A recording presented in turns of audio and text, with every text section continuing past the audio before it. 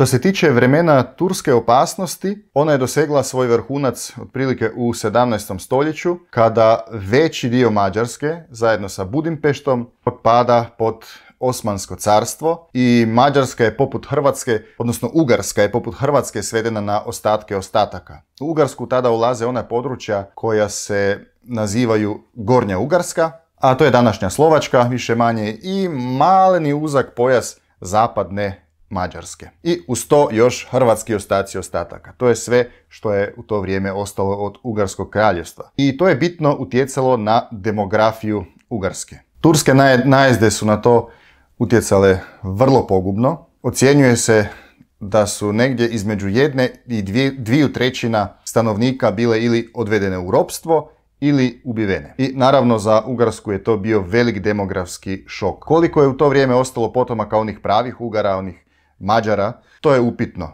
U to vrijeme ratovanja s Turcima, pod raznim njihovim pljačkaškim pohodima, dolazilo je do novih kretanja stanovništva u manje opasne krajeve i na taj način je uža Ugarska dobila novu injekciju Slavena, tako reći, iz Hrvatske, Srbije, Bosne, u nekim slučajevima i Bugarske. Naravno, dio tog stanovništva stopio se s Mađarima i njihovi potomci se danas isto tako smatraju Mađarima. E sad, polako dolazimo do 19. stoljeća. Vrijeme koje je po mađarsko-slavenske odnose bilo vrlo loše. Naime, upravo nakon francuskog prevrata, nakon francuske revolucije, dolazi do osvješćivanja nacionalne ideje, u smislu da se ona počinje povezati i s državnom idejom, pa se počinju razvijati misli o jednoj državi, jednom narodu. Početak 19. stoljeća je vrijeme kada u Ugarskom kraljevstvu Ugarska država prelazi na mađarski jezik, što je svakako nešto što se može pozdraviti. Međutim,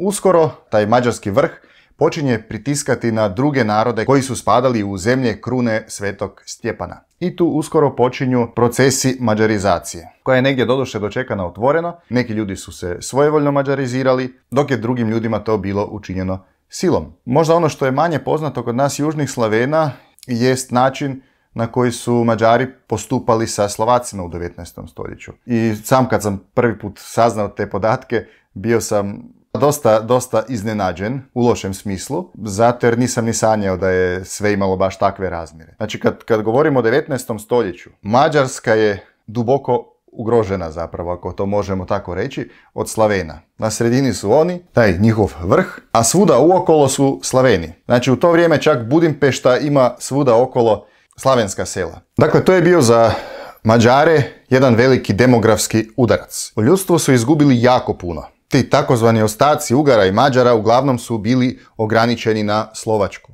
U svemu tome neredu dolazi s jedne strane do pražnjenja prostora od stanovništva, s druge strane dolazi do dolaska novog stanovništva, opet pretežito slavenskog. Stvari se opet počinju mijenjati nakon mira u Srijemskim Karlovcima, nakon 1699. godine, kada je veći dio Ugarske oslobođen. Međutim, Ugarska je tu još uvijek stisnuta. S jedne strane između Njemaca, s druge strane između Turaka. Pa su na taj način i mnogi ugarski, odnosno mađarski junaci pokušali braniti mađarsku državnost. U tome su bili već spomenuti Zrinski i svi koji su bili uključeni u urotu Zrinsko-Frankopansku, pa zatim Ferenc II. Rakoci, Kuruci i ostali mađarski ustanici i borci protiv hegemonije Njemaca i Turaka s jedne i s druge strane.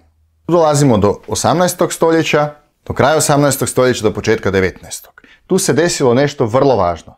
Francuska revolucija. Francuska revolucija i Napoleon pokrenuli su brdo promjena diljem cijele Europe, tako i u Mađarskoj, i nakon toga narodi su nekako počeli svoju politiku gledati više na političke oči. To jest, počelo se razvijati ono mišljenje koje nam se danas možda čini prirodnim, da svaki narod mora imati svoju državu. I u takvom duhu u Mađarskoj se s latinskog polako prelazi na mađarski jezik početkom 19. stoljeća, što je svakako u najmanju ruku što se mene tiče što možemo pozdraviti. Međutim, Mađari su ubrzo, recimo to tako, zaboravili kako njima nije bilo lijepo biti pritiskan od drugih naroda, pa su se sami okrenuli protiv drugih dijelova svoje Ugarske kraljevine, ponajviše protiv Slavena. I 19. stoljeće je upravo ono stoljeće koje je bilo kobno za slavensko-ugarske odnose. I vjerojatno da nije bilo tih pritisaka sa strane Mađara, da bi Ugarska ostala u tom većem svom sastavu, dakle uključujući Slovačku, pa Rumunjsku, odnosno Erdelj, pa dobar dio Hrvatske. Međutim, nije bilo tako. Svi se sjećamo, kako su nas učili, da je bilo tih mađarskih pritisaka s vremenom sve više i sve više. Prvo se mađarski uvodio u svim dijelovima zemalja krune Svetog Stjepana kao neobavezan predmet, zatim već kao obavezan. Počela su preimenovanja slavenskih mjesta na mađarske nazive. Nakon toga je onaj dio sa Jelačićem, kada se Jelačić povezuje s Austrijom, kako bi Austriji pomogao ugušiti mađarski ustanak.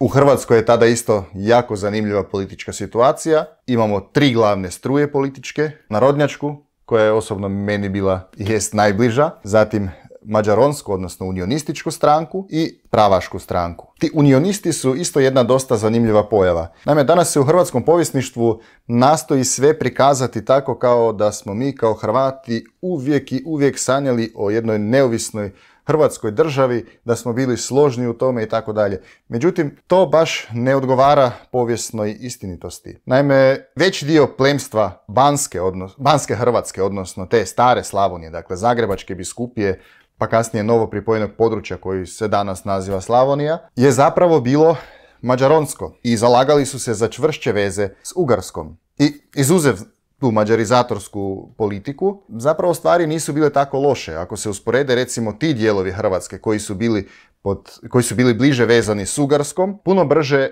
su se razvijali i bili su puno napredniji od primorskih dijelova koji nisu bili pod izravnom mađarskom vlašću. I još je jedna zanimljivost da je tadašnja ugarska vlast, naravno sa svojim nekim motivima s kojima se ne moramo nužno slagati, podupirala razvoj kajkavskog jezika. I to je nešto što nije bilo tako loše, zapravo je loše što smo mi sami kao Hrvati počeli na taj način pristupati k svojim narječjima, da smo ih zapravo učinili manje prestižnima i na kraju je štokavski jezik sve to skupa zamijenio. Da li je to bilo dobro? Neka svako sam za sebe prosudi. Što se mene tiče, ja sam jako protiv ugnjetavanja bilo kakvog jezika i naroda, jer ako izgubimo jedan dio naših narječja, izgubili smo put ka točnoj rekonstrukciji našeg, u ovom smislu praslavenskog jezika. Tako da ne mogu baš te stvari poduprijeti. No, dobro, još uvijek smo u 19. stoljeću.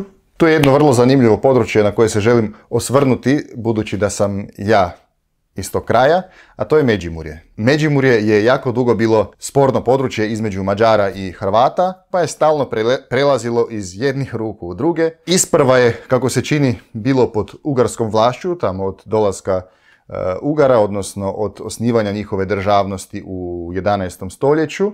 Zatim je povremeno bilo pripajano Hrvatskoj i nalazilo se u sklopu Zagrebačke biskupije, ne samo Međimurje i Slovensko Prekmurje isto, da bi onda u 19. stoljeću opet ban Jelačić vratio Međimurje Hrvatskoj, da bi kasnije opet Mađari preuzeli Međimurje i tako stalno, tako za vrijeme Prvog svjetskog rata, tako za vrijeme Drugog svjetskog rata, svačeg je tu bilo. Tu već sad dolazimo do dijela koji se tiče moje osobne, odnosno obiteljske povijesti. Moji preci su, ti barem koji su poznati, uglavnom osim kajkavskog jezika znali i mađarski jezik i koristili su ga. Od onog što sam uspio do sada doznati, ako se pomaknemo na 1865. godinu, tada se rodio moj prapradeda Miroslav, odnosno Imre. On je bio lokalan čovjek, kajkavac iz svog sela. Međutim, kako se tada govorilo, na obrazovanje i na posao i tako dalje, odlazilo se iz Međimurja, barem iz mog dijela Međimurja, u Budimpeštu. Tamo se trgovalo, tamo se prodavalo, tamo su se vršile obuke, pa je on isto tako putovao tamo. To je o precima s tatine strane. Moj pradeda, znači njegov sin Imrea, Lovro, bio je za vrijeme Prvog svjetskog rata mobiliziran u mađarsku kraljevsku vojsku, ako se ne varam u mađarsku kraljevsku artiljeriju, pa je u sklopu toga bio premješten najprije u Slovačku, pa zatim na Pijavu u Italiju. A s mamine strane, isto moj prapradjed, koji je umro dosta mlad, nekih 35 godina, od neke bolesti, ne sjećam se točno čega, mislim da je bila tuberkuloza. O njemu imam taj podatak da je on bio časnik, odnosno oficir u Mađarskoj kraljevskoj vojsci. On se zvao Franc, odnosno Ferenc Smolković. I njegov sin, moj pradeda s mamine strane, Matija Smolković, on je isto tako bio mobiliziran za vrijeme Prvog svjetskog rata u ugarsku vojsku. I na kraju još moj pradjed, otac moje bake, Stjepan Ištvan, on je također bio mobiliziran sa strane Mađarske u Drugom svjetskom ratu. Hvala Bogu pa se živ vratio, ali da, bila su teška vremena. Za to vrijeme moja baka je živjela ovdje opet u okupiranom Međimurju od strane Mađara i tu je bilo dosta loše sve. Dosta loše s vidika kulture, jezika. Jer Mađari su naravno odmah uključili tu mađarizaciju i baka mi je pričala da kad su bili u mađarskoj školi, ona je baš za vrijeme te okupacije polazila u školu, i kad su provodili vrijeme u školi čak izvan nastave, ako bi ih učiteljica čula da govore ne na mađarskom jeziku, dobili bi po prstima. Tako da odnosi tu nisu bili baš najbolji. Još je bila jedan takav dio povijesti koji je također rana između Mađara i Hrvata, Mađara i Međimuraca, jest 1919. godina, znači već dok se tamo pod kraj Prvog svjetskog rata, ali dok još uvijek nije bio uveden nikakav red, dok je u Međimurju ustao narod, dio naroda je recimo to tako ustao i pokušao je svrgnuti mađarske velikaše i židovske velikaše. Uglavnom je židovsko stanovništvo podupiralo mađarsku vlast. Dok je zapravo sve bilo dosta kaotično i dosta često se taj sukob isto prikazuje crno-bijelo, kao što se i svi sukobi prikazuju, dakle Mađari protiv Hrvata i to je to. Međutim, sukob je imao puno više slojeva. I na kraju krajeva se nije ni znalo tko je na čijoj strani, pa su i na strani Mađara, Ugara bili Hrvati, a isto tako su na strani Međimuraca bili i neki Mađari. Tako da dosta to bilo sve miješano. To je zapravo bio jedan sukob političkih ideja. I eto, baš u mom selu isto Mađari su u gušenju tog ustanka međimurskog naroda postupili dosta nasilno. Pohvatali su kolovođe i u svakom selu su ubili nekoliko ljudi.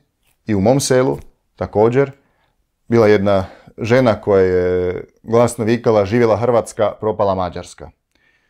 Nju su najprije ustrijelili, onda se sakrila u jednoj kući, u podrumu neke kuće. Našli su je ubrzo i objesili usred sela. Slična sudbina zadesila je mnoge druge ljude.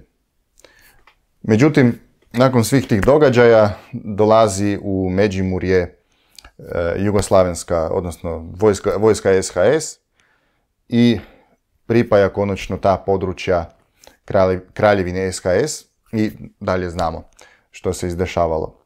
I čak o tim događajima ima jedna autentična knjiga dosta. Autor je Đuro Vilović, zove se 3 sata. Uglavnom da, i to su ti mađarsko-hrvatski odnosi. Hvala Bogu, sada je s tim odnosima mnogo, mnogo bolje i zapravo mogli bismo se mnogo što naučiti od Mađara. Od njihovog odnosa prema šumama, to je ono što me uvijek zadivljuje, jer kad se vozim po Mađarskoj vidim jako puno starih šuma sa širokim hrastovima. Nažalost, kod nas s tim stvari ne stoje baš najbolje, zato što samo sjećemo, sadimo jako malo, tu nas ne mogu pohvaliti. Dobro, danas sam se puno napričao, moglo bi se još puno toga reći o mađarsko-slavenskim odnosima ili o mađarsko-hrvatskim odnosima u našem slučaju, ali neka to bude sve za danas. A sada mi vi recite, u koga je u obitelji kakvo iskustvo s mađarizacijom, odnosno s Mađarima, slobodno to zapišete dolje, jer volim upoznavati priče raznoraznih ljudi, uvijek sam to volio, pa eto, ako želite, učinite mi tu radost i podijelite se svojim osobnim pričama, obiteljskim pričama. I naravno, ne zaboravite ostaviti palčeve gore dolje. I to je to. Vidimo se drugi put. Pozdrav!